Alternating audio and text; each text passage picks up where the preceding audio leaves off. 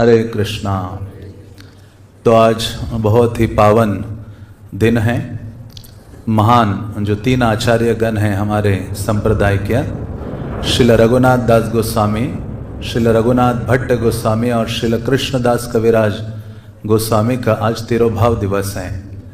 तो ये तीन महत आचार्य गण हैं और श्री चैतन्य महाप्रभु के बहुत कृपा पात्र और निकटतम पार्षद हैं। तो ऐसे आचार्यों का गुणगान करने का हम प्रयास करेंगे, क्योंकि शास्त्र कहते हैं कि वैष्णवों का गुणगान करने से बद्ध जीव का जो सौभाग्य है वो उदित हो जाता है, और केवल गुणगान करने से और श्रवण करने से उसको शुद्ध भक्त बनने का सुअवसर प्राप्त होता है। तो इसलिए ये वैष्णवों का गुणगान, वैष्णव चरित्र बड़ा ही पवित्र। आचार्यगण कहते हैं कि वैष्णवों का चरित्र बहुत पावन करने वाला है। इसी कारण से चैतन्य महाप्रभु जब जगन्नाथपुरी में निवास करते थे तो प्रतिदिन चैतन्य महाप्रभु अपने निवास स्थल से गदाधर पंडित के पास जाते थे। टोटा गोपीनाथ गार्डन में जो रहते थे समंदर के निकट, और जाकर गदाधर से कहते थे, गदाधर सुनाय भागवत, आप मुझे श्रीमद् भागवतम सुनाइए। तो कहते थे, प्रभु भागवत में क्या सुनाऊं आपको। हाँ, जैसे आजकल के जो लोग हैं वो कृष्ण की राधा थे, अघाते नहीं थे, और कहते हैं कि 100 से अधिक बार उन्होंने सुना होगा, बारंबार कहते थे। तो इस प्रकार से यदि हम अपना हित चाहते हैं और शीघ्रता से शुद्धि चाहते हैं, आध्यात्मिक जीवन में परम सिद्धि की अनुभूति करना चाहते हैं, तो हम वैष्णवों का चरित्र गान करना चाहिए, उसको सुनना चाहिए। उससे क्या होगा, वैष्णवों का गुणगान करने से, चरित्र श्रवण आदि करने से वैष्णवों के जो गुण है वह हमारे हृदय में आते हैं। केवल इन महान वैष्णवों का नहीं, हमारे आसपास सारे वैष्णव भक्त ही हैं। तो हमें यह भी भावना रखनी चाहिए, भक्तों का गुणगान हमारे मुख से निकले, क्योंकि चैतन्य महाप्रभु कहते हैं, सन्यासी है यदि वैष्णव निंदा करे। सन्यासी होकर भी यदि वैष्णव की निंदा करता है, दोष आलापन करता है, तो उसको मैं प्रताड़ित करूंगा। हाँ, उसको दंड दूंगा, शूल पानी के समान भी वो क्यों ना हो। महाप्रभु कहते शिव जी के समान भी क्यों ना हो, लेकिन ऐसे व्यक्ति को मैं प्रताड़ित करूंगा, मेरे कृपा का पात्र नहीं होगा। तो इसलिए ये बहुत बहुत महत्वपूर्ण शिक्षा है हमारे जीवन में कि केवल इन आचार्यों का ही गुणगान नहीं, बल्कि भक्तों का जब भी हमें अवसर मिलता है भक्तों के गुणों का गान करना चाहिए। तो इसलिए हम शुद्ध होते हैं और उनके जो गुण हैं वो हमारे हृदय में प्रवेश करते हैं। एक गुण कहते हैं कि भक्तों का चरित्र श्रवण करने से जो दृढ़ता है, डिटर्मिनेशन, भजते माम दृढ़ व्रता, भगवान की सेवा करने की, भजन करने की जो दृढ़ भावना है वो हमारे हृदय में स्थित हो जाती है या स्थापित हो जाती है। तो हम अपनी शुद्धि के लिए महाप्रभु के गणों का गुणगान करने का प्रयास करेंगे, क्योंकि भगवत भक्ति के लिए ये सबसे अनुकूल चीज है। नरोत्तम दास ठाकुर कहते, गौरांगे रस संगी गण नित्य सिद्ध करी माने, से जाय ब्रजेंद्र सुतपाश। केवल आप ये समझ लेते हो कि चैतन्य महाप्रभु के भक्त ये साधारण नहीं है, नित्य सिद्ध भक्त हैं। आध्यात्मिक जगत से अवतरित हुए हैं महाप्रभु के संग और वापस जाएंगे, क्योंकि भगवान का चरित्र और वैष्णव का चरित्र अभिन्न है। जो लाभ भक्तों के गुणगान से हमें प्राप्त होता, कृष्ण के गुणगान से प्राप्त होता है, वही लाभ हमें वैष्णव के गुणगान से प्राप्त होता है। इसलिए कहते हैं कि साधारण ये नहीं है, इसलिए उनको नित्य सिद्ध माना जाना चाहिए या समझ लेना चाहिए। और ऐसा समझने से क्या होगा, से जाय ब्रजेंद्र सुतपाश, वो व्यक्ति ब्रजेंद्र, जो नंद महाराज है, ब्रज के इंद्र कौन है, नंद महाराज है, और उनके जो सुत हैं, नंद के जो नंदन है कृष्ण, उनके पास जाने की योग्यता या अधिकारी बन जाता है। तो आज ये तीन आचार्य हैं, रघुनाथ दास गोस्वामी, रघुनाथ भट्ट गोस्वामी, ये दो षड गोस्वामियों में से एक है। हाँ, और षड गोस्वामियों के जितने ग्रंथ हैं उनकी शिक्षाओं को जिसने सार रूप से प्रस्तुत किया, ऐसे कृष्णदास कविराज हैं, उनका भी आज तिरोभाव है। आचार्यगण कहते हैं कि षड गोस्वामियों ने इतने भक्ति युक्त ग्रंथों का लेखन किया संस्कृत आदि में, आप उसको समझने की योग्यता ना भी रखते हो, लेकिन आप कृष्णदास कविराज के द्वारा उनकी जो कृति है चैतन्य चरितामृत को पढ़ लेते हो, समझ लेते हो, तो षड गोस्वामियों का सारे ग्रंथों का अध्ययन करने का सार निचोड़ आपको प्राप्त होता है। मानो षड गोस्वामियों के ग्रंथों को ऐसे निचोड़ दो, हाँ, जैसे कपड़े धोने के बाद निचोड़ते हैं, पानी गिरता है, तो जब निचोड़ने के बाद गिरेगा तो क्या गिरेगा? चैतन्य चरितामृत। तो ये 3 महत आचार्यों का तिरोभाव है। ऐसे नहीं कि आज ही के दिन एक ही साथ शरीर त्याग किए, अलग अलग तिथि में या अलग अलग वर्ष में उन्होंने आज के दिन उनका तिरोभाव हुआ है। भक्तों का आविर्भाव और भक्तों का तिरोभाव ये दोनों आनंददायी हैं। उनका आविर्भाव होता है तो जगत के कल्याण के लिए, अब भक्तगण आनंदित हो जाते हैं, उत्सव मनाते हैं, और ऐसे महान आचार्यगण हमारे दृष्टि से अलग हो जाते हैं, दूर हो जाते हैं, तो भी भक्तगण आनंदित होते हैं, एक प्रकार से दुख का अनुभव करते हैं। लेकिन दूसरा आनंद क्या है कि भगवान की जो नित्य लीला है उसमें वो प्रविष्ट हो गए हैं। राधा कृष्ण की नित्य लीला में अपनी जो नित्य सेवा है उसको करने में लगे हैं, तो दोनों समय आनंददायी है। इसलिए वैष्णव की तुलना सूर्य से की गई है। वो उदित होता है और अस्त होता है, हाँ, प्रकट होता है, अप्रकट होता है, जैसे भगवान है।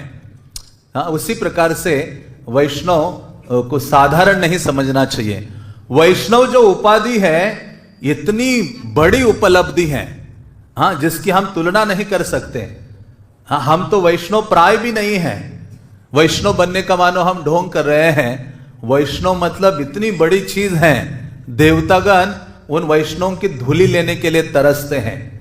हाँ, तो ऐसे महत स्थान है वैष्णव का, और उसमें भी ये जो हमारे गौर पार्षद हैं ये राधा कृष्ण के नित्य निकटतम संगी हैं, साधारण नहीं है ये गोस्वामीगण। तो ये षड गोस्वामियों से 2 है, रघुनाथ दास गोस्वामी और रघुनाथ भट्ट गोस्वामी। तो हम रघुनाथ दास गोस्वामी की चर्चा करते हैं और समय के साथ अन्य 2 आचार्यों की भी चर्चा करेंगे। तो रघुनाथ दास गोस्वामी के बारे में बहुत सारा वृत्तांत हमें चैतन्य चरितामृत, चैतन्य भागवत आदि कई ग्रंथों में प्राप्त होता है। रघुनाथ दास गोस्वामी नित्य लीला में रति मंजरी है, और ये प्रकट हुए थे पश्चिम बंगाल में, जो हुगली नामक जिला है, जहां सप्तग्राम है। जो सरस्वती सप्तग्राम मतलब वहां 7 गांव हैं, और वो सप्तग्राम में एक गांव था जिसका नाम था कृष्णपुर। ये सरस्वती नदी के तट पर है, और जहां रघुनाथ दास गोस्वामी का प्राकट्य हुआ था, और उनके पिता का नाम था गोवर्धन मुजुमदार। मुजुमदार ये उपाधि थी, और ये जो गोवर्धन मुजुमदार और उनके जो भ्राता थे हिरण्य मुजुमदार, ये दोनों ही वैष्णव की सेवा करने के लिए बहुत उत्साही रहते थे। और वो सप्तग्राम में जो कृष्णपुर है, 7 गांव हैं, उनका वर्णन प्रभुपाद चैतन्य चरितामृत के तात्पर्य में लिखते हैं। एक है वासुदेवपुर, बांसबेड़िया, कृष्णपुर, नित्यानंदपुर, शिवपुर, शंखनगर और सप्तग्राम। तो इस प्रकार से ये जो 7 गांव हैं जहां चैतन्य महाप्रभु के जो विशेष पार्षद हैं रघुनाथ दास गोस्वामी, उनका प्राकट्य हुआ था कृष्णपुर में। और ये सप्तग्राम बहुत प्रसिद्ध स्थली थी उद्धरण दत्त के कारण भी। जहां नित्यानंद प्रभु गए थे, उद्धरण दत्त का उद्धार किया था, और वहां जो वणिक वर्ग था उनका नित्यानंद प्रभु ने उद्धार किया था, सुवर्ण वणिकों का। और ये जो उद्धरण दत्त है उनको दीक्षा देकर उन्होंने कई सारे लोगों का उद्धार नित्यानंद प्रभु ने किया था।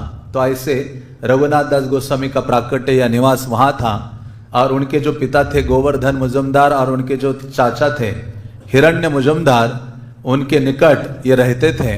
और ये जो 2 उनके चाचा और पिताजी हैं बहुत धनवान थे, पूरे बंगाल में सबसे धनी माना जाता था। उनकी साल की जो आय थी 20 लाख सुवर्ण सिक्के हुआ करते थे, और ये बहुत धार्मिक थे। और उनके गुरु थे सनातन मिश्र। ऐसी कहावत बंगाल में उन दिनों प्रचलित थी, पाताले वासुकी वक्ता स्वर्गे वक्ता बृहस्पति। बंगाल में कहते थे अरे पाताल में वासुकी वक्ता है, स्वर्ग में बृहस्पति विद्वान और वक्ता है। गौड़े गोवर्धनो दाता, गौड़ भूमि जो बंगाल है वहां कोई दाता है, देने वाला है, दानी है, तो ये गोवर्धन मुजुमदार का नाम आता था।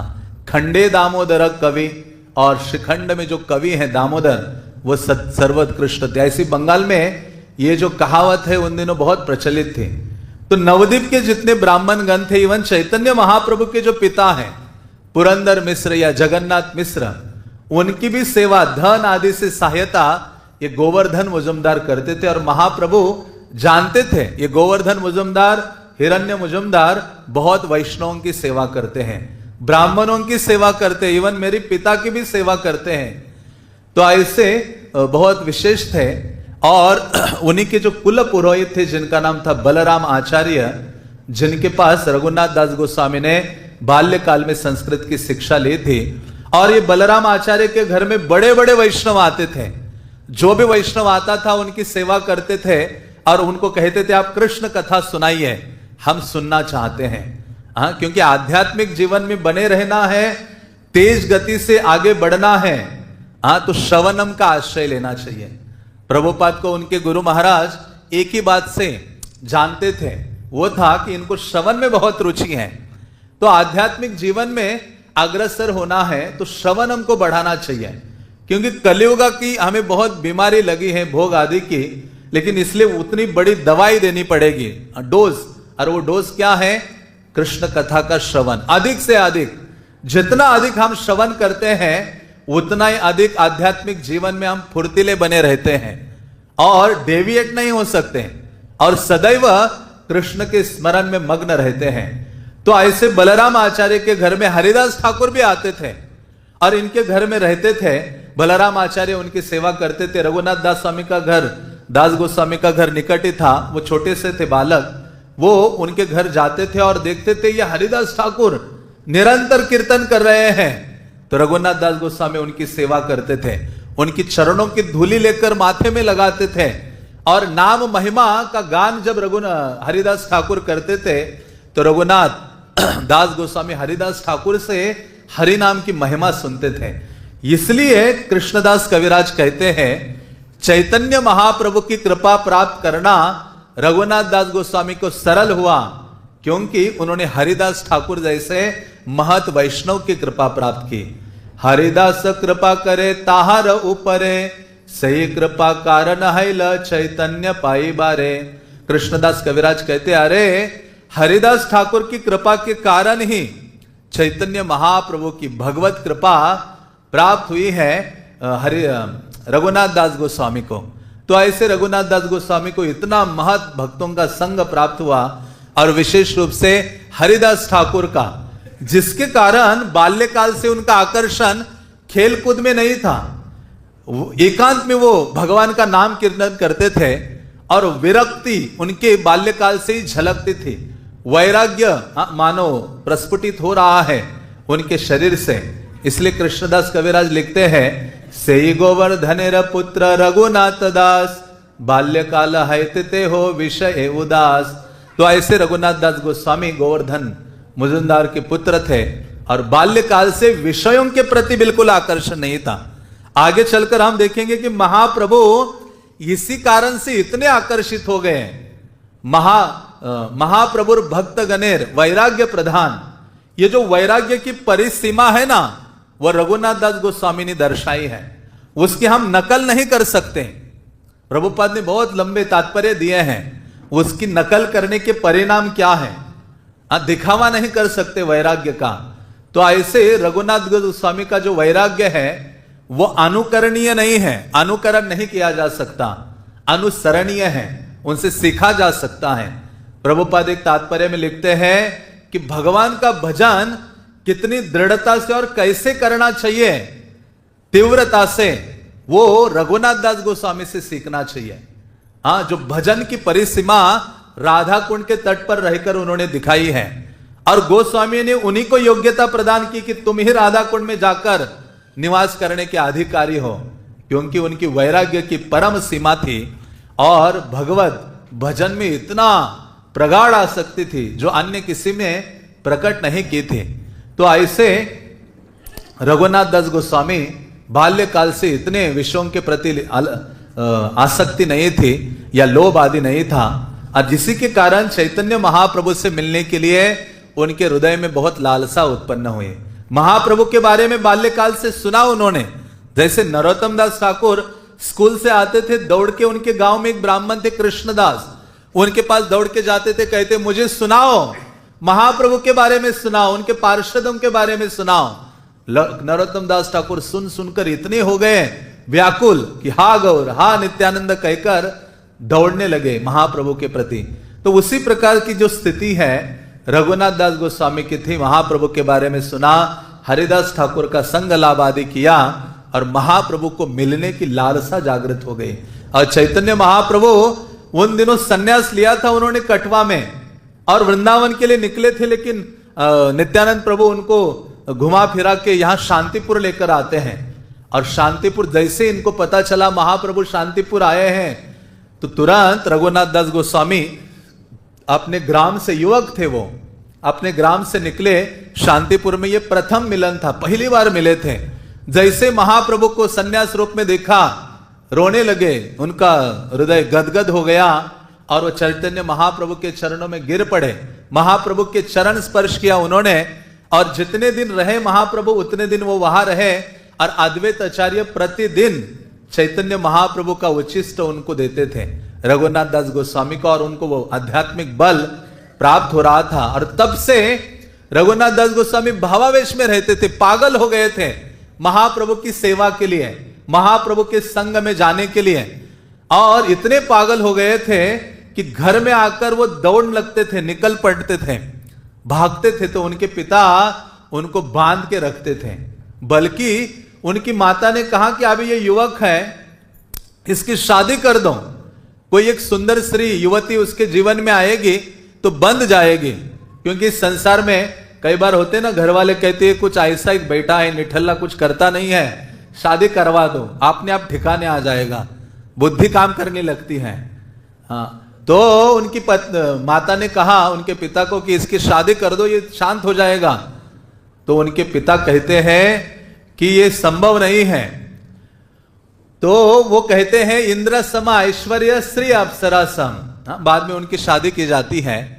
तो लेकिन फिर भी वो उनके अंदर जो महाप्रभु को मिलने की लालसा है वो बहुत तीव्र थे, और वो चाहते थे महाप्रभु से मिलना। फिर दूसरी बार जब पता चला कि महाप्रभु आए हैं फिर से शांतिपुर, चैतन्य महाप्रभु जगन्नाथपुरी से निकले वृंदावन जाने के लिए, तो वो बंगाल से होते हुए महाप्रभु ने कहा मेरी दो माताएं हैं, एक है गंगा और मेरी जो जन्मदात्री जननी है, उन दोनों से मैं मिलना चाहता हूं, दर्शन करना चाहता हूं। तो महाप्रभु नवद्वीप से होकर वृंदावन जाना चाह रहे थे, बंगाल से होकर। तो फिर महाप्रभु जब आते हैं शांतिपुर, तब इनको पता चलता है शांतिपुर आए हैं। हाँ, वापस जाते समय तो फिर से द्वितीय मिलन था रघुनाथ दास गोस्वामी का, और वो मिले उनसे और शांतिपुर में मिले। बल्कि पिताजी छोड़ नहीं रहे थे उनको जाने के लिए। अभी पहले मीटिंग में इतने पागल उन्मत्त हो गए थे कि उनके साथ 5 चौकीदार लगाए थे, 2 ब्राह्मण उनको भोजन करने के लिए थे, 4 नौकर थे, ऐसे 11 लोग उनके निकट थे कि ये कहां चला ना जाए। रघुनाथ दास गोस्वामी की ऐसी स्थिति थी, और उनके पिता ने कैसे तो परमिशन दिया, उनके साथ कुछ लोग भेजे और वो शांतिपुर आए। चैतन्य महाप्रभु के साथ 7 दिन के लिए रघुनाथ दास गोस्वामी रुकते हैं, और उनके मन में एक ही बात चलती थी, कब मैं भाग जाऊं, कब अपने घर को छोड़ूं। तो चैतन्य महाप्रभु के सामने महाप्रभु समझ गए इसके मन में क्या चल रहा है। तब महाप्रभु ने कहा स्थिर है या घरे जाओ नहाओ बातोल, क्रमे क्रमे पाए लोक भव सिंधु कूल। उन्होंने कहा पागल मत बनो, स्थिर हो जाओ, घर जाओ और धीरे धीरे इस भव सागर को तुम पार कर सकते हो। मरकट वैराग्य ना कर लोक दिखाइया, यथा योग्य विषय भुंज अनासक्त हैया। लोगों को दिखाने के लिए बंदर के समान वैराग्य प्रस्तुत मत करो, क्योंकि वैराग्य प्रदर्शन से भी व्यक्ति मान सम्मान चाहता है। और वहां महाप्रभु कहते मरकट, बंदर के समान वैराग्य मत धारण करो, बंदर ना कपड़े पहनता है, ना उसका घर होता है, ना कुछ है, नंगा घूमता रहता है। तो लेकिन प्रभुपाद तात्पर्य में कहते हैं बंदर दिखने में इतना बड़ा वैरागी है, लेकिन दिन में 12 बंदरियों का संग करता है, उनके संग के लिए दौड़ता है, कूदता है। हाँ, तो प्रभुपाद जब ये तो इसके तात्पर्य में लिखते इस प्यार के, जहां प्रभुपाद कहते स्मशान वैराग्य भी है।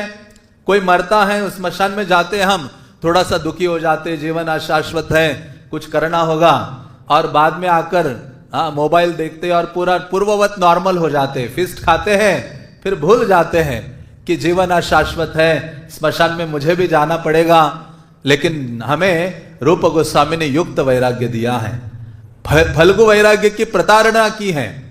अनासक्त विषयान, विषयों के प्रति अनासक्त होकर कृष्ण की सेवा में सब कुछ लगाना है, और ये देखना है कि हर चीज कृष्ण की है, कृष्ण संबंधी वस्तुनः। जो फल्गु वैरागी है वो कृष्ण के संबंध में नहीं देखता है, जिसके कारण हर चीज से दूर रहता है। लेकिन प्रभुपाद ने कहा आप सब चीजें लाओ मेरे पास, मैं हर चीज को कृष्ण की सेवा में लगाता हूं, क्योंकि कृष्ण क्या है? भोक्ताराम यज्ञ तपसाम सर्वलोक महेश्वरम, परम भोक्ता है, और हर चीज कृष्ण की सेवा के लिए बनी है इस संसार में। हाँ, तो इस प्रकार से महाप्रभु ने कहा मरकट वैराग्य मत दिखाओ, यथा योग्य जितना आवश्यक है उतनी चीजों को स्वीकार करो, अनासक्त रहकर इस संसार में अपना जीवन यापन करो। अंतरे निष्ठा कर बाह्य लोक व्यवहार, अचिरात कृष्ण तो माय करीबे उद्धार। ये बहुत महत्वपूर्ण चीज महाप्रभु ने कही, अंतरे निष्ठा कर। हाँ, बाह्य लोक व्यवहार, सबके साथ नॉर्मल बने रहो, हाँ, साधारण व्यवहार करो समाज में, लेकिन आंतरिक रूप से कृष्ण की सेवा के लिए निष्ठावन हो जाओ, उनके भजन आदि के लिए। और ऐसा करोगे, ऐसा आचरण रखोगे, आचिरात कृष्ण तोमाय करीबे उद्धार, टाइम नहीं लगेगा, कृष्ण तुम्हारा शीघ्रता से उद्धार करेंगे। तो इस प्रकार से उनकी इच्छा थी। चैतन्य महाप्रभु ने कहा तुम पुरी आ जाना, और कृष्ण एक समय आएगा तुम्हें कृष्ण स्फुरित करेंगे, कुछ आइडिया देंगे, युक्ति देंगे, जिसके द्वारा तुम अपना घर छोड़कर जगन्नाथपुरी सरलता से आ सकते हो। क्योंकि महाप्रभु कहते हैं कृष्ण जिस पर कृपा करते हैं इस संसार में कोई भी व्यक्ति उसको रोक नहीं सकता। तो चैतन्य महाप्रभु के अनुसार वो कार्य करने लगे, माता पिता खुश हो जाते हैं, और फिर से उनको वो भागने की प्रवृत्ति फिर से जग जाती है। प्रतिदिन भागते थे, सेवकगण लाके बांध देते थे रस्सियों से। माता ने कहा इसको रस्सियों से बांधो, नहीं तो लोहे की श्रृंखला से बांधो। उनकी शादी भी हुई थी तो भी कोई बंधे नहीं थे रघुनाथ दास गोस्वामी। फिर उनके पिता ने कहा इंद्र सम ऐश्वर्य स्त्री अप्सरा सम, ये सब बांधिते नारी केल जार मन। उन्होंने कहा, उनके पिता उनकी माता को कहते, अरे इसको आप रस्सियों से बांधने की बात करती हो, इंद्र के समान इसके पास ऐश्वर्य है। इस संसार में व्यक्ति को स्त्री या फिर धन बांध देता है, तो लेकिन इसके पास इंद्र के समान ऐश्वर्य है, और इसकी जो पत्नी है अप्सरा से भी अधिक सुंदर है, फिर भी इसके मन को बांधने में सक्षम नहीं है। चैतन्य चंद्रेर कृपा हया चे यहाँ रे, चैतन्य चंद्रेर बातुल केरा खीते पारे। उन्होंने कहा एक ही कारण है क्यों नहीं बांध पा रही है संसार की आसक्ति, संसार के विषय आदि, क्योंकि चैतन्य चंद्रेर कृपा हया चे जहारे, चैतन्य महाप्रभु की कृपा इसके ऊपर हुई है। और चैतन्य महाप्रभु के लिए जो पागल हो गया है, संसार में कोई भी चीज उसे बांध नहीं सकती। तो इस प्रकार से उनके पिता कहते हैं, और वास्तव में रघुनाथ दास गोस्वामी को वही स्थिति थी। और रघुनाथ दास गोस्वामी फिर भी बने रहे और प्रयास कर रहे थे जाओ। तो एक बार पता चला नित्यानंद प्रभु आए हैं पानीहाटी में, नित्यानंद प्रभु का दर्शन करने के लिए गए और दूर से ही प्रणाम कर रहे थे। तो उन नित्यानंद प्रभु के सेवकों ने कहा देखो देखो आपको रघुनाथ, हाँ, वो दूर से प्रणाम कर रहे हैं। नित्यानंद प्रभु ने कहा सुनी प्रभु कहे चोरा दिल दर्शन, आय आय आजी तोरा करे मुदंडन।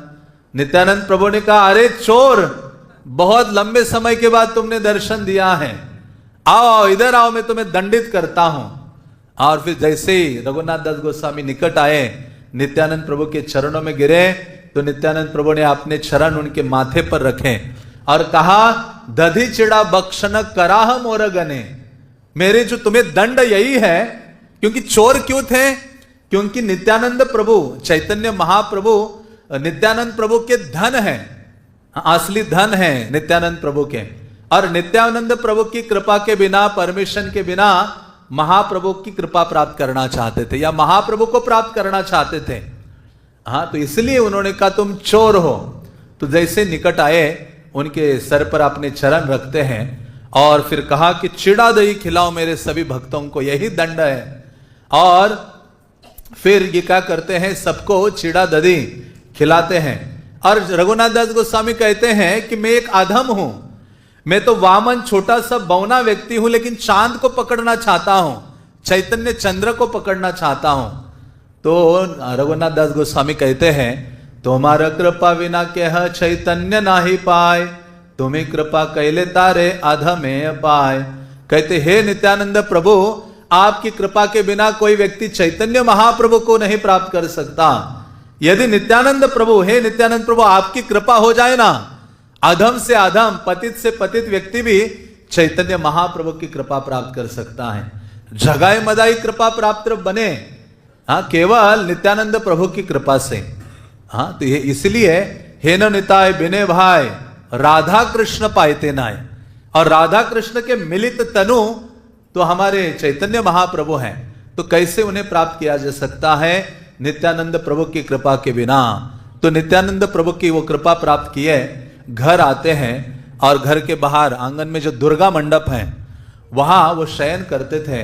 और एक दिन सुबह उनके जो गुरु हैं यदुनंदन आचार्य, उनके दीक्षा गुरु थे, हाँ, ब्रह्म मुहूर्त में वो उठ के आए। उन्होंने कहा, अरे रघुनाथ, ये अभी मंगल आरती का टाइम हो गया है, ये पुजारी आया नहीं है, जाओ जरा पुजारी को, चलो चलो हम पुजारी को बुलाते हैं। तो उन्होंने कहा, गुरुदेव आप रुकिए, मैं जाकर आता हूं, पुजारी को बुला के लाता हूं। और जैसे पुजारी का घर थोड़ा सा ये कोने में था, जैसे चलने लगे, कृष्ण ने उन ददामि बुद्धि योगम तम ए न मामो पयांति ते तेषाम सतत युक्तानाम भजताम प्रीति पूर्वकम। तो ये भगवत भजन में इतने प्रेम से नियुक्त थे, महाप्रभु ने कहा था सही समय आएगा, कृष्ण तुम्हें स्फुरित करेंगे युक्ति।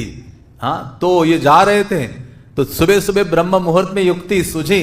और क्या युक्ति थी कि बस अभी भाग के जाना है मुझे, और वो निकल पड़े। जैसे गए नहीं उस पुजारी के यहां, कहते अभी मौका गवाऊंगा तो चैतन्य महाप्रभु के चरण प्राप्त नहीं हो सकते। तो उस समय वो दौड़ पड़ते हैं और इतने तेजी से दौड़ते हैं, निकल पड़ते हैं जगन्नाथपुरी की ओर, भागने लगते हैं। और अंततः जगन्नाथपुरी 12 दिन लगे उनको, यहां से बंगाल से दौड़कर जगन्नाथपुरी पहुंचने में। और जो भी मिले उसको ग्रहण करते थे, नदी आदि में स्नान करके दौड़ते थे, ठंडी गर्मी आदि का ध्यान नहीं रखते थे, केवल उनको चैतन्य महाप्रभु के चरण सामने दिख रहे थे। चैतन्य महाप्रभु के चरण ही उनके जीवन का धन था। तो इसलिए रघुनाथ दास गोस्वामी दौड़कर पहुंच गए जगन्नाथपुरी, और चैतन्य महाप्रभु गंभीरा में भक्तों के समेत बैठे थे। और दूर से ही रघुनाथ दास गोस्वामी ने दूर से ही प्रणाम किया, बहुत अधम पतित मानते थे अपने आप को। और उनके भक्तों ने कहा, मुकुंद दत्त ने कहा, हे महाप्रभु, ये जो रघुनाथ आ गया है आपको दूर से प्रणाम कर रहा है। महाप्रभु उड़ गए सब भक्तों के बीच में और रघुनाथ दास गोस्वामी के निकट गए। और जैसे निकट गए, रघुनाथ दास गोस्वामी ने फिर से दंडवत किया और महाप्रभु के चरण पकड़े। चैतन्य महाप्रभु ने रघुनाथ दास गोस्वामी का आलिंगन किया और चैतन्य महाप्रभु ने कहा कि तुम्हें विषय विष्टागर्त से कृष्ण ने निकाला है, कृष्ण की कृपा ने निकाला है। ये जो गड्ढा है विषय भोगों का, जो विष्टा के समान है, उसमें तुम गिरे हुए थे, हाँ, उसमें कृष्ण ने अपनी कृपा के द्वारा तुम्हें बाहर निकाला है। रघुनाथ दास गोस्वामी कहते हैं, आमी कृष्ण नाही जानी, मैं कृष्ण को नहीं जानता हूं, मैं तो समझ रहा हूं कि आपकी कृपा ने मुझे बाहर निकाला है। और महाप्रभु तुरंत उनको स्वरूप दामोदर के हाथों में सौंप देते हैं कि आज से तुम्हारे लिए जो भी शिक्षा आदि है, सेवा आदि है, वो इन्हीं से ही प्राप्त करो, स्वरूप दामोदर से। तो रघुनाथ दास गोस्वामी आगे चलकर इतने प्रसिद्ध हुए जगन्नाथपुरी में, उनको स्वरूपेर रघु कहा गया। इतने अद्भुत आचार्य थे। तो चैतन्य महाप्रभु ने कहा, ये रघुनाथ मेरे निकट आया है, सब चीजों को त्याग करके प्रतिदिन जो मेरा उच्चिष्ट भोजन है वो तुम, गोविंद को कहा चैतन्य महाप्रभु ने, आपने जो सेवक हैं गोविंद को कहा प्रतिदिन मेरा उच्चिष्ट प्रसाद है वह रघुनाथ गोस्वामी को दे दो, रघुनाथ को दिया करो। तो रघुनाथ दास गोस्वामी 5 दिन मानो महाप्रभु का प्रसाद उन्होंने पाया, और 5वें दिन के बाद वो क्या किए, जगन्नाथ मंदिर का जो सिंह द्वार है वहां खड़े होकर भिक्षा मांगने लगे। आयाचक वृत्ति से जो कोई उन्हें मिले वो प्राप्त होता था, जो भी प्राप्त होता था उसमें संतुष्ट होते थे और अपने भजन में लगते थे। और कुछ दिन देखा कि अरे ये उचित नहीं है, फिर उन्होंने भिक्षा मांगना शुरू किया, और फिर बाद में जहां भंडारा होता था वहां भोजन करते थे। तो ये जब देखा, चैतन्य महाप्रभु ने पूछा गोविंद को, अरे ये रघुनाथ कैसे खाता है? हाँ, तो उन्होंने कहा कि ये तो अभी क्या करता है, सिंहद्वार में भोजन करता है, मांग कर खड़े रहकर जो भी जगन्नाथ के सेवक आते जाते हैं जगन्नाथ का प्रसाद उनको थोड़ा देते थे, उसी से वो संतुष्ट होते हैं। फिर उस स्थान को भी उन्होंने छोड़ दिया है, और फिर वो अभी बाहर जो भंडारा होता है, हाँ, उसको वो वहां पाते हैं। चैतन्य महाप्रभु ने उनका ये जो वैराग्य देखा, महाप्रभुर भक्त गणेर वैराग्य प्रधान, जहां देखी प्रीतहन गौर भगवान। जहां जब देखते हैं महाप्रभु तो महाप्रभु बहुत प्रेम करने लगते हैं, और विशेष रूप से इनका जो आत्म संयम है, वैराग्य की भावना है, भजन की भावना है, जिसको महाप्रभु को इन्होंने बांध दिया था। चैतन्य महाप्रभु बहुत आनंदित थे, बल्कि महाप्रभु ने जब सुना ये भिक्षा मांगकर खा रहा है तो बहुत आनंदित थे। महाप्रभु ने कहा, वैरागी करे बे सदा नाम संकीर्तन, मागिया खाया करे जीवन रक्षण। जो वैरागी व्यक्ति है उसको जो उसका प्रमुख कार्य है वो है नाम संकीर्तन, और इस बात को महाप्रभु ने कई बार दोहराया है, कई प्यारों में उस प्रसंग में दोहराया है। जो वैरागी व्यक्ति है, सब छोड़ छाड़ कर आया है, उसके लिए जो प्रमुख कर्तव्य है वह है सदा नाम संकीर्तन। श्रील प्रभुपाद के जीवन से भी देखते हैं, प्रभुपाद ने सदैव उनकी दिनचर्या को, उनके जीवन क्रम को यदि देखते हैं लीलामृत के माध्यम से, सदैव भगवान नाम का उच्चारण करते थे। और वो कहते हैं कि मांगकर खाकर अपना रक्षा करना चाहिए जीवन का। वैरागी है या जेबा करे परापेक्षा, कार्य सिद्धि न है कृष्ण करे न उपेक्षा। वैराग्य होकर दूसरों से अपेक्षा करता है, या किसी एक व्यक्ति से अपेक्षा करता है कि हाँ ये मुझे धन देता रहेगा और ये इसके द्वारा ही मेरा उपोषण, मेरा लालन पालन होना चाहिए, या मुझे धन आदि प्राप्त होना चाहिए। तो उससे क्या होगा, कार्य सिद्धि नहीं कृष्ण करे न उपेक्षा। उसके आध्यात्मिक जीवन में परम सिद्धि वो प्राप्त नहीं कर सकता और कृष्ण की उपेक्षा का पात्र बनेगा। वैरागी हया करे जिव्हार लालस, परमार्थ जाया रहे रसेर वश। और वैरागी होकर अपनी जिह्वा की तुष्टि के लिए दौड़ता है, जिह्वा की तुष्टि के लिए अच्छा अच्छे व्यंजनों को प्राप्त करना चाहता है, उसकी लालसा को पूर्ति करना चाहता है। हाँ, तो परमार्थ को साधन नहीं कर सकता। उससे क्या हो जाएगा, अपनी जिह्वा के वश में वो हो जाएगा। वैरागी कृत्य सदा नाम संकीर्तन, शाकपत्र फल मूले उदर भरन। तो जो वैरागी व्यक्ति है उसका मेन कार्य क्या है, नाम संकीर्तन। जो भी उसे मिले उसको आनंद से स्वीकार करना चाहिए, शाक पत्र फल फूल आदि, और आनंदित रहना चाहिए। जिह्वार लाल से जय इति उति धाय, शिष्णोदर परायण कृष्ण नाही पाय। जब इनका वैराग्य देखा तो महाप्रभु ने ये उपदेश बोला, जिह्वा की लालसा के लिए कोई व्यक्ति उसकी पूर्ति के लिए यहां वहां भ्रमण करता है तो कृष्ण को प्राप्त नहीं कर सकता। तो इस प्रकार से चैतन्य महाप्रभु उपदेश देते हैं, और बल्कि चैतन्य महाप्रभु आनंदित होते हैं। चैतन्य महाप्रभु से एक दिन वो जाते हैं, कहते आप मुझे उपदेश दीजिए। तो चैतन्य महाप्रभु ने कहा, अरे सारे उपदेश तो रघु स्वरूप दामोदर से प्राप्त हो रहा है। फिर भी महाप्रभु ने 3-4 श्लोक बोल दिए, भालना खाइबे और भालना परिबे, एकांत राधा कृष्ण की सेवा आदि करो। इस प्रकार से थोड़ा सा उपदेश दिया संक्षिप्त रूप में, और महाप्रभु ने कहा इसका जो विस्तार है वो स्वरूप दामोदर करेंगे, स्वरूप दामोदर से तुम विस्तार से इसकी व्याख्या सुनो। तो ऐसे ये निवास कर रहे थे, और सिंह द्वार में भी जब खड़े थे तो भी उन्होंने पता चला महाप्रभु को कि सिंह द्वार में खड़े थे, अभी वो भी छोड़ दिया। तो महाप्रभु कहते अच्छा हुआ सिंह द्वार में खड़े थे, और जो अंदर से कोई आ रहा था मंदिर से, हाँ, तो ये वो वेश्या का समान कार्य है कि कोई अभी इंतजार करना, ये व्यक्ति आकर कुछ मुझे दे देगा, दूसरा व्यक्ति आकर दे देगा। इस प्रकार से महाप्रभु ने कहा अच्छा हुआ वो सिंह द्वार को भी उसने छोड़ दिया है। तो इस प्रकार से महाप्रभु उनके वैराग्य को देखकर आनंदित है। लेकिन उनके पिता को जब पता चला कि यह ऐसा हो रहा है जगन्नाथपुरी में, मेरा एक लौता पुत्र पूरा इतना महान, इतना धनवान, अब ये करोड़ों अब्ज रुपयों का क्या करूंगा। और पता चला शिवानंद सेन से कि वो तो भिक्षा मांग रहा है जगन्नाथपुरी में, तो उनके पिता ने कई सारा धन दे दिया शिवानंद सेन के पास, और कहा ये मेरे पुत्र को दे दो, और उसको बोलो कम से कम इसका प्रसाद खाने के लिए तो इस्तेमाल करो। तो जब पिता का धन आया, इन्होंने सोचा अरे पिता का धन है, उसका इस्तेमाल थोड़ा महाप्रभु के और वैष्णव की सेवा के लिए करता हूं। तो उन्होंने क्या किया, महाप्रभु को आमंत्रित करना शुरू किया। अच्छा भोजन अरेंज करते थे रघुनाथ, और महाप्रभु कभी कभी आते थे और भोजन करते थे। लेकिन एक दिन देखा, बहुत दिन हो गए, महाप्रभु कहते गोविंद रघुनाथ से कोई इनविटेशन नहीं आया भोजन के लिए, कहते उन्होंने बंद कर दिया है। और उन्होंने कहा कि वो अभी बुला नहीं रहे हैं, क्योंकि उन्होंने सुना था कि चैतन्य महाप्रभु क्या कह रहे हैं। बल्कि चैतन्य महाप्रभु को पता चला कि उन्होंने अभी बंद कर दिया है। हाँ, तो इसलिए चैतन्य महाप्रभु एक दिन स्वरूप दामोदर से कहते हैं कि अच्छा हुआ रघुनाथ ने वो बंद कर दिया, और अपने पिता से धन स्वीकार करना भी बंद कर दिया। महाप्रभु आनंदित हो गए। महाप्रभु कहते विषयरा अन्न खाइला मलिन है मन, मलिन मन हैले नहे कृष्ण भजन। क्योंकि उनके जो पिता हैं वो विषयी व्यक्ति हैं, और विषयी व्यक्ति का धन जब व्यक्ति खाता है उसके बदले में तो क्या होता है, बड़े बड़ों का मन भी मलिन हो जाता है, और मलिन मन होगा तो कृष्ण का भजन या स्मरण नहीं होगा।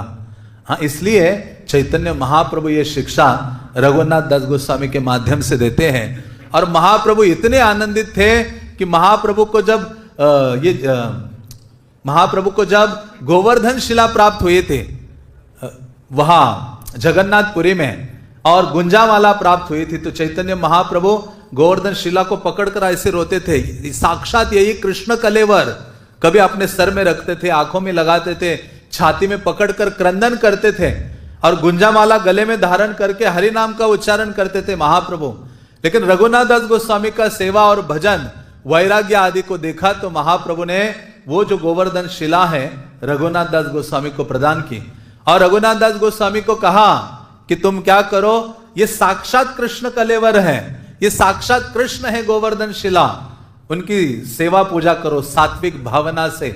और मानो उनको गोवर्धन शिला देकर गोवर्धन को समर्पित कर दिया महाप्रभु ने, और गुंजा माला देकर राधा रानी के चरणों में उनको समर्पित कर दिया। और महाप्रभु ने कहा सात्विक पूजन करो, अष्ट मंजरी और थोड़ा सा गंगा जल उनको अर्पित करो, गोवर्धन आनंदित हो जाते हैं। तो इस प्रकार से वो निवास कर रहे थे। और फिर एक दिन गोविंद को पूछते कि ये अभी खाता क्या है, ना भंडारे में जाता है, ना मंदिर के बाहर खड़े होकर मांगता है। तो इन्होंने कहा जगन्नाथ जी का जो प्रसाद बचता है कोई खाता नहीं, उसको फेंका जाता है, गायें आकर खाती हैं, उसको वो उठाते हैं, वो चावल के सड़े हुए अंश को, और वो धोकर वो जो चावल है उसको धूप में सुखा देते हैं, और उसी को ही वो रघुनाथ दास खाते हैं। जब महाप्रभु को पता चला, महाप्रभु गए जिनके कुटिया के पास, कहा रघुनाथ तुम इतने अमृतमय भोजन खा रहे हो आजकल, और मुझे भूल गए हो, मुझे कोई आमंत्रण नहीं दे रहे हो। तो ये बड़े दुखी, थोड़े से लज्जित हो जाते हैं। महाप्रभु को पता चला अंदर रखा हुआ है, महाप्रभु ने तुरंत उसमें हाथ डाला और थोड़ा सा भोजन वो जो रघुनाथ दास गोस्वामी ग्रहण करते थे, हाँ, उनको उसको ग्रहण कर दिया। तो इस प्रकार से महाप्रभु बहुत उनसे प्रभावित थे, और बहुत महाप्रभु लाइक करते थे रघुनाथ दास गोस्वामी को। और रघुनाथ दास गोस्वामी सदैव स्वरूप दामोदर के अनुगत थे, उनसे ही शिक्षा सेवा सब प्राप्त करते थे। और जब चैतन्य महाप्रभु अप्रकट हो जाते हैं, स्वरूप दामोदर भी अप्रकट हो जाते हैं, तो इतने क्रंदन करने लगते हैं। रघुनाथ दास गोस्वामी कहते हैं कि अभी मेरा जीवित रहना उचित नहीं है, मुझे अभी गोवर्धन वृंदावन जाकर गोवर्धन के ऊपर जाकर मैं अपने प्राणों को त्याग दूंगा। तो रघुनाथ दास गोस्वामी वृंदावन आते हैं, जगन्नाथपुरी से चलकर आते हैं, और जब यहां आए तो वो गोवर्धन की ओर पहले तो सनातन गोस्वामी, रूप गोस्वामी आदि से मिले, और इन सबको पता चला कि रघुनाथ दास गोस्वामी जगन्नाथपुरी से आए हैं अपने प्राणों की आहुति देने के लिए, और कहा गोवर्धन के ऊपर चढ़कर अपने शरीर त्यागने वाले थे। सनातन गोस्वामी ने कहा मैंने भी प्रयास किया था, मैं भी गया था जगन्नाथपुरी में, लेकिन महाप्रभु ने मेरी बहुत बड़ी क्लास लगाई। महाप्रभु ने कहा तुम्हारा यह शरीर मेरा प्रधान साधन, आज तुमने ये शरीर मुझे समर्पित किया है, तो इस पे तुम्हारा अधिकार नहीं है, ये मेरा अधिकार में है, मेरा धन है, और तुम उसका व्यय कैसे कर सकते हो। तो प्रभुपाद कहते उसी प्रकार से जब शिष्य दीक्षा लेता है तो उसका अधिकार उसके शरीर मर वाणी किसी पर नहीं होता, वो प्रॉपर्टी किसकी बन जाती है, आध्यात्मिक गुरु की बन जाती है, और तब से गुरु का उस पर अधिकार है, और उसको जैसा चाहे गुरु इस्तेमाल कर सकता है। प्रभुपाद ने वही बात कही ना, कृष्ण आप मुझे अमेरिका लाए हो, मैं आपके हाथ की कठपुतली हूं, आप मुझे जैसा चाहे वैसा नचाएं। तो उसी प्रकार से महाप्रभु ये सनातन गोस्वामी रघुनाथ दास गोस्वामी को कहते हैं कि आप ऐसे मत करो, आप जाओ राधा कुंड में निवास करो और वहां भजन करो। महाप्रभु के जितनी लीला कथा है, आप ही एकमात्र भक्त हो जो महाप्रभु की जो परवर्ती लीला है, जगन्नाथपुरी की लीलाएं हैं, उनको जानते हो। आप वहां जाकर महाप्रभु का गुणगान करो और वहां भजन करो। तो ये वहां जाते हैं। उन दिनों राधा कुंड तो ऐसे मिट्टी का गड्ढा था खोदा हुआ, हाँ, कोई पक्के घाट नहीं थे, लेकिन इनकी बहुत इच्छा थी, वहां भजन करते करते इच्छा हुई कि राधा कुंड को अच्छे से पत्थरों के घाट बनाए जाए, लेकिन धन का अभाव था, सारा धन तो त्याग कर दिए थे। तो लेकिन ये इच्छा उनके हृदय में थी। तो एक धनी व्यक्ति बद्रिकाश्रम जा रहा था महाराष्ट्र से, और बहुत धन लेके जा रहा था बद्रिकाश्रम बद्रीनारायण को अर्पित करने के लिए। तो बद्रीनारायण ने कहा यहां मत लेके आओ, वापस चले जाओ वृंदावन में, वहां रघुनाथ दास गोस्वामी गोवर्धन के निकट राधा कुंड के तट पर निवास कर रहे, उनको ये दे दो, वो सेवा करेंगे, सेवा में इसका इस्तेमाल करेंगे। तो वो दौड़ के आता है और ढूंढता है कौन है रघुनाथ दास गोस्वामी। उनको कहता है बद्रीनारायण ने मुझे भेजा ये धन के साथ, आप इस सेवा में लगाइए। तो उस धन के द्वारा जो हम देखते हैं, जो वहां जाकर जो कृष्ण श्याम कुंड है, राधा कुंड है, जो पत्थरों के घाट है, उसका पुनर्निर्माण रघुनाथ दास गोस्वामी ने किया था। और रघुनाथ दास गोस्वामी जब उसका स्क्वायर बना रहे थे, तो उस समय सारे आसपास के पेड़ आदि काटना शुरू किए थे सेवकों ने। तो रात में युधिष्ठिर महाराज स्वप्न में आते हैं, कहते हम सारे पांडव वृक्ष के रूप में राधा कुंड के श्याम कुंड के तट पर खड़े हैं, हाँ, आपके लोग वृक्ष काटने वाले हैं कल आसपास के, चौड़ाई बढ़ाने के लिए कुंड की, तो आप उनको बताइए मत काटिए, हम वहां भजन कर रहे हैं। तो सुबह जाते हैं, उठ के तुरंत रघुनाथ दास गोस्वामी और बताते हैं कि इन वृक्षों को नहीं काटो। इसलिए राधा कुंड तो स्क्वायर फॉर्म में है, लेकिन जो श्याम कुंड है वो नहीं है। तो ऐसे रघुनाथ दास गोस्वामी बहुत प्रगाढ़ भजन करते थे राधा कुंड के तट पर, निरंतर, चाहे धूप हो, सर्दी हो, गर्मी हो, किसी का भय नहीं था। एक दिन सनातन गोस्वामी आ रहे थे वृंदावन से, वहां गए, उन्होंने देखा अरे ये क्या, ये पावन मानस घाट है, वहां बैठकर रघुनाथ दास गोस्वामी जप कर रहे, बिल्कुल निमग्न है, और वहां निकट ही शेर आकर पानी पी के जा रहा है। और वहां देखा कि कृष्ण एक डंडा लेकर खड़े हैं रघुनाथ दास गोस्वामी की रक्षा के लिए। तो उन्होंने कहा अरे ये उचित नहीं है, आपको तो कुटिया बनानी चाहिए। दूसरी बार सनातन गोस्वामी ने यह भी देखा कि कड़ी धूप में रघुनाथ दास गोस्वामी हरिनाम कर रहे हैं, और साक्षात श्रीमती राधा रानी अपना पल्लू, उनके सर के ऊपर ऐसी लेकर तानी हुई खड़ी है रघुनाथ दास गोस्वामी। उनको इतनी धूप थी छाया देने के लिए।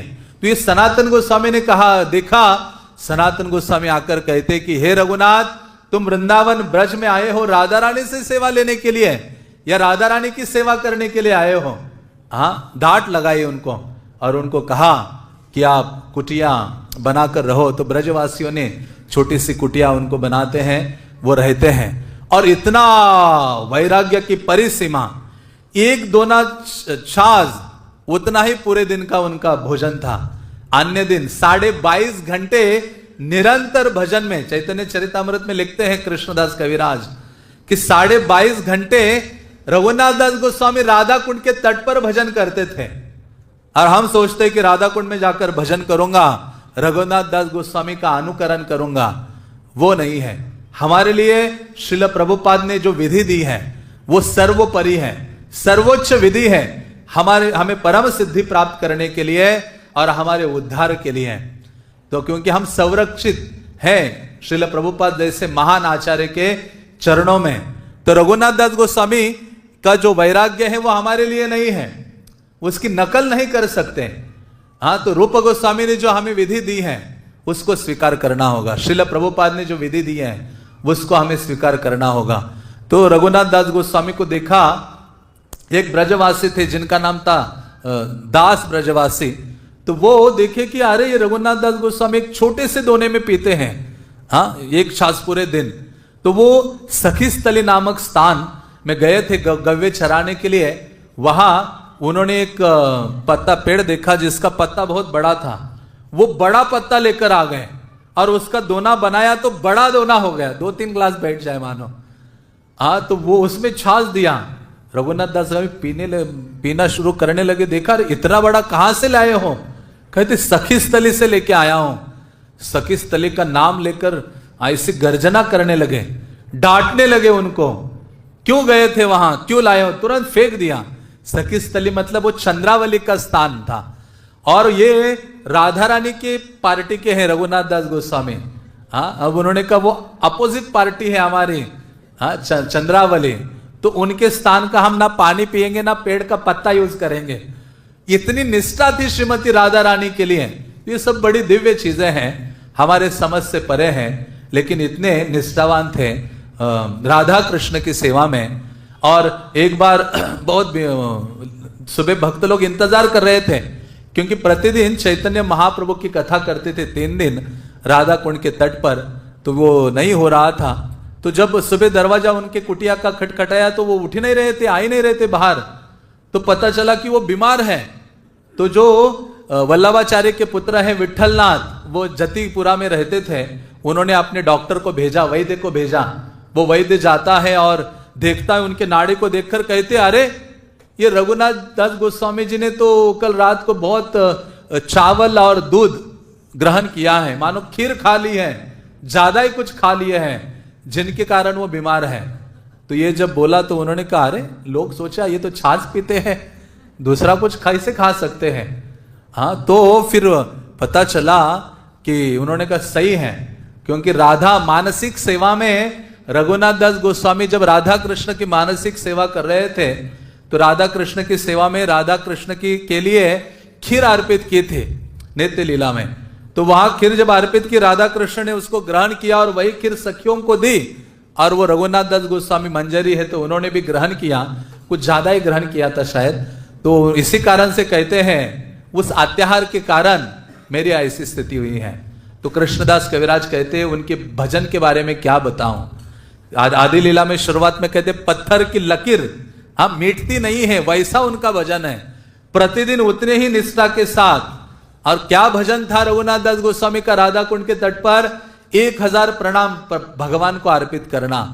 हमें तो 2-4 दंडवत करना भारी पड़ता है पूरे दिन। कार्तिक में तो इतने महाराज लोग आएंगे, वैष्णव आएंगे, तीर्थों में जाएंगे, हम इतने दंडवत करने में ही हम सोचते बहुत हो गए दंडवत। यहां भगवान को 1000 दंडवत प्रतिदिन, 1 लाख नाम जब प्रतिदिन करते थे, 2000 वैष्णवों को दंडवत करते थे और दिन रात मानस सेवा करते थे। 3 घंटा गौर कथा, चैतन्य महाप्रभु की कथा करते थे, और जिसको सुनने के लिए प्रतिदिन कृष्णदास कविराज उनके सामने होते थे। और उन्हीं के नोट्स बनाकर उन्होंने अद्भुत ग्रंथ का लेखन किया कृष्णदास कविराज ने, चैतन्य चरितामृत का। और 3 बार राधा कुंड में स्नान करते थे और जो वैष्णव मिलते थे आनंदित होकर उनका आलिंगन करते थे। कृष्णदास कविराज कहते इस प्रकार 22.5 घंटे नियुक्त थे रघुनाथ दास गोस्वामी, और इसलिए उनको राधा कुंड का सम्राट कहा जाता था रघुनाथ दास गोस्वामी को। और दास गोस्वामी नाम से उनको पुकारते थे। आज के दिन ही वो अप्रकट हो जाते हैं और राधा कुंड में उनकी समाधि है। हाँ, तो ऐसे महानतम आचार्य हैं, बहुत कुछ उनके जीवन से शिक्षाएं हैं। चैतन्य चरितामृत में श्रील प्रभुपाद ने बहुत अद्भुत चीजें दी हैं। समय तो हो गया है, 2 मिनट में मैं बाकी अन्य 2 आचार्यों के बारे में बताता हूँ। रघुनाथ भट्ट गोस्वामी हैं जो तपन मिश्र के पुत्र थे, और तपन मिश्र पूर्व बंगाल में जब महाप्रभु से मिले थे प्रथम बार, उन्होंने पूछा कि मैं साध्य साधन क्या है, जीवन का क्या लक्ष्य है, उसको कैसे प्राप्त करो, मुझे पता नहीं है। तो चैतन्य महाप्रभु ने तपन मिश्र को कहा था, अतएव कलियुगे नाम यज्ञ सार, आर कनो धर्म कैले नाही है पार। कलियुगा में नाम ही है, अन्य कुछ करने से पार नहीं होगा। तपन मिश्र पूर्व बंगाल जो अभी बांग्लादेश है, वहां महाप्रभु मिले थे। तपन मिश्र को कहा, जब महाप्रभु युवा थे बिल्कुल और सन्यास लेने से पूर्व मिले थे, तो महाप्रभु ने कहा तुम जाकर वाराणसी में रहो, मैं आऊंगा वहां। हाँ, तो उस समय वो आ गए थे और आगे चलकर चैतन्य महाप्रभु के इच्छा से वो वाराणसी में रहे, तो उनको एक बालक की प्राप्ति हुई जिनका नाम पड़ा रघुनाथ भट्ट गोस्वामी। और बहुत अद्भुत ये आचार्य रहे हैं। चैतन्य महाप्रभु को पहली बार मिलते हैं, 8 महीने उनके साथ जगन्नाथपुरी में निवास करते हैं। कुकिंग आदि में बहुत दक्ष थे, नाना व्यंजन बनाकर रघुनाथ भट्ट गोस्वामी महाप्रभु को खिलाते थे। तो महाप्रभु ने उनको 3 आदेश दिए थे। महाप्रभु ने कहा था, माता विवाह मत करना, और माता पिता की सेवा करना, और श्रीमद् भागवतम पढ़ना वैष्णवों के पास। ये 3 आदेश जब पहली बार मिले थे रघुनाथ भट्ट गोस्वामी, उनको दिए थे। और वो जब वापस वाराणसी आते हैं, क्योंकि उनके माता पिता महान भक्त थे, 4 साल माता पिता की सेवा करते हैं। वृद्धावस्था के कारण माता पिता जब देह त्याग करते हैं, तो वो फिर महाप्रभु के पास जाते हैं और महाप्रभु कहते हैं, आमार आज्ञाय रघुनाथ जाहा वृंदावने, तहा जाया रह रूप सनातन स्थाने। हे रघुनाथ भट्ट, तुम वृंदावन चले जाना, रूप सनातन के निकट रहना। और क्या करना वहां जाकर?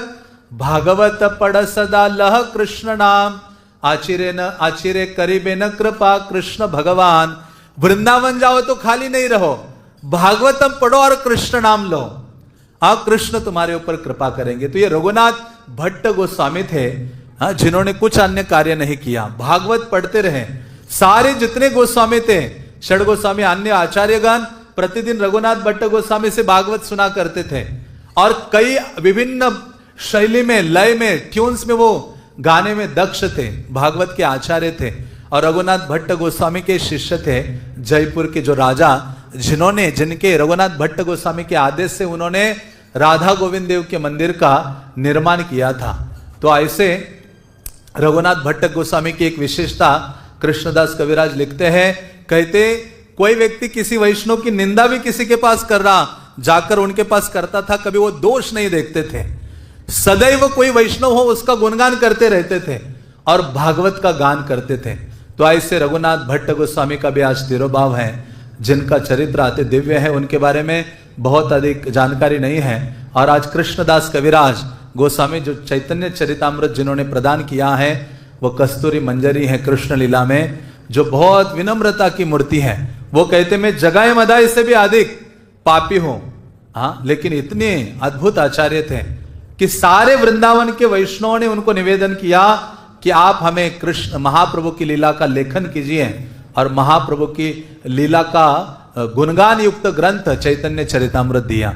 श्रील प्रभुपाद ने इतना महत्व दिया चैतन्य चरितामृत को कि भागवतम अनुवाद करना उन्होंने रोक दिया और पहले चैतन्य चरितामृत का अनुवाद किया और वो दे दिया भक्तों को। इसलिए भक्ति सिद्धांत सरस्वती ठाकुर ने कहा कि आप डूब रहे हो पानी में, आपके हाथ में भगवत गीता, भागवतम, चैतन्य चरितामृत ग्रंथ हो, तो आप डूब रहे हो, तो ज्यादा वजन हो रहा है तो गीता को छोड़ दो, और डूब रहे हो भागवतम छोड़ दो, लेकिन चैतन्य चरितामृत को हृदय में लगा के रखो, मरना है तो उसके साथ मर जाओ। भक्ति सिद्धांत महाराज कहते, इसलिए प्रभुपाद जब अमेरिका गए तो जलदूत जहाज पर चैतन्य चरितामृत अपने साथ में रखे, और जितना भी उनको हार्ट अटैक आया तो भी प्रभुपाद कहे कि मुझे चैतन्य चरितामृत से स्फूर्ति और शक्ति मिलती थी। हाँ, तो इसलिए महाप्रभु का यह अमृतमय चरित्र है और हमारे लिए बहुत बहुत महत्वपूर्ण है। इसलिए गौर किशोरदास बाबा जी महाराज और आचार्य कहते थे कि आप कलियुगा के जो भगवान है महाप्रभु, उनका गुणगान सुनिए। इसलिए नरोत्तम दास ठाकुर ने कहा, मैं तो बहुत अधम व्यक्ति हूं कि कृष्णदास कविराज, वो कहते कृष्णदास कविराज जे रचिला चैतन्य चरित, हाँ कहते उनको उस चैतन्य लीला को सुन के पत्थर पिघल रहे हैं, लेकिन मैं इतना दुर्भाग्यशाली व्यक्ति हूं कि मेरा हृदय पिघल नहीं रहा है। तो इसलिए ऐसे